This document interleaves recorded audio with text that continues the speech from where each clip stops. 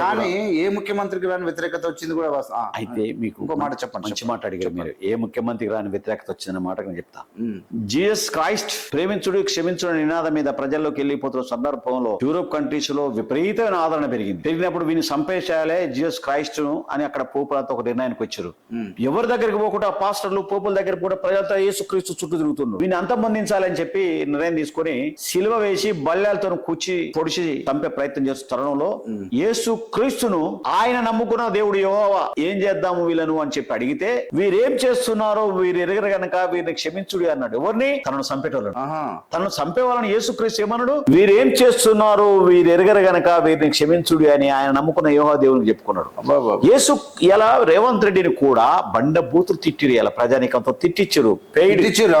Paid ముందు వైడ్రా విషయంలో అయితే ముందు మాట్లాడుకొని వాళ్ళను ప్రిపేర్ చేయించి మైకులు ముందల పెట్టి తిట్టిస్తే రేవంత్ రెడ్డి గారు ఏం భావించిందంటే వీరేం చేస్తున్నారో ఎందుకు తిడుతున్నారో వారు ఎరగక వారిని క్షమించుడు అని యేసుక్రీస్తు నినాదం మేరకు రేవంత్ రెడ్డి క్షమించి ప్రతిస్పందించి మళ్ళీ తిట్టలే. పేద ప్రజలు వాళ్ళకి ఏమనక. అయితే ఒక సిద్ధాంతాన్ని ప్రవేశపెట్టేటప్పుడు ఒక సత్యావిష్కరణ కోసం సావడానికైనా సిద్ధపడే పరిస్థితి ఆసనం అవుతుంది. ప్రజలు తొందరగా అర్థం చేసుకోరు. ప్రజలు ఏది రెచ్చగొడితే దాని వైపు పరిగెత్తుతారు. అంటే హైదరాబాద్ కూడా తాత్కాలికంగా ఇబ్బంది అయినప్పటికీ కూడా శాశ్వత ప్రయోజనం దాగింది దాని వెనకాల. అంటే చాలా మంది ఏమంటారు అంటే పేదవాళ్ళు ఇల్లు కూలగొడుతున్నారు, పేదవాళ్ళు ఇల్లు కూలగొడుతున్నారు. అంటే కూలగొడుతూ వాళ్ళకి ప్రత్యామ్నాయం ఏర్పాటు చేస్తుంది ప్రభుత్వం.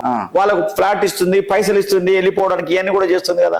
అంటే ప్రభుత్వ భూముల్లో నీటి పరివాహక ప్రాంతానికి సంబంధించిన చెరువులు కుంటల్లో ఏదైతే ఉన్నాయో బఫర్ జోన్ లో కట్టిన ఇళ్లను కూలగొట్టేందుకు ప్రభుత్వం డెఫినెట్ గా సీరియస్ డిసిషన్ తీసుకున్నప్పుడు కొంచెం నొప్పి అనిపిస్తుంది, గాయం అవుతుంది. ఆ గాయానికి ఆపరేషన్ చేయాలంటే తప్పకుండా నొప్పి అవుతుంది. మత్తు ఇంజెక్షన్ ఇచ్చి ఆపరేషన్ చేస్తాం. మనం ఏమంటున్నాం? మీకు ప్రత్యామ్నాయం ఇల్లు ఏర్పాటు చేస్తాం, మీకు పోవడానికి కావాల్సిన రవాణా సౌకర్యాన్ని ఏర్పాటు చేస్తాం, ఇంటికి ఇస్తున్నాం అని చెప్పి కూడా ప్రభుత్వం ఇచ్చింది కదా. కొంతమంది హ్యాపీ అయినారు కదా. హార్ట్ అటాక్లు వస్తున్నాయి, పడిపోతున్నారు.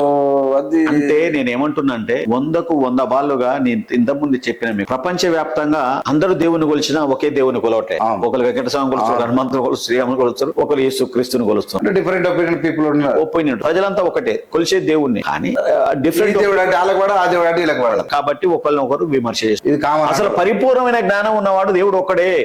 దేవుని పేరు మీద మనం మతాల పేరు కులాల పేరు కొట్లాడొద్దనే మాట ఏదైతే ఉందో ఈ రాజకీయ పార్టీలు తప్పని పరిస్థితుల్లో మరో రాజకీయ పార్టీ ప్రభుత్వాన్ని మంచి చేసినా తీరుతూ ఉంటది. ఎంత మంచి చేసినా ప్రశంస చేయరు. మనం చూస్తున్నాం కదా. ప్రశంస ఈ రోజులో చేయాలంటే హృదయం కావాలి. అంత గొప్ప హృదయం ఇవ్వాలి. నాడు స్వాతంత్ర పోరాటంలో ధనాన్ని, జ్ఞానాన్ని, ప్రాణాన్ని ఖర్చు పెట్టి జీవితాలను పరంగా పెట్టి ఉద్యమాలు చేశారు. ఇవాళ ప్రజలను దోసుకునే కార్యక్రమం అయిపోయింది. నాయకత్వాలు పార్టీలు అనే రోజులు వచ్చినాయి. కాబట్టి ప్రజలు కూడా కొంచెం విశ్వాసం తక్కువ అవుతుంది ప్రజలు నాయకత్వాల మీద, పార్టీల మీద.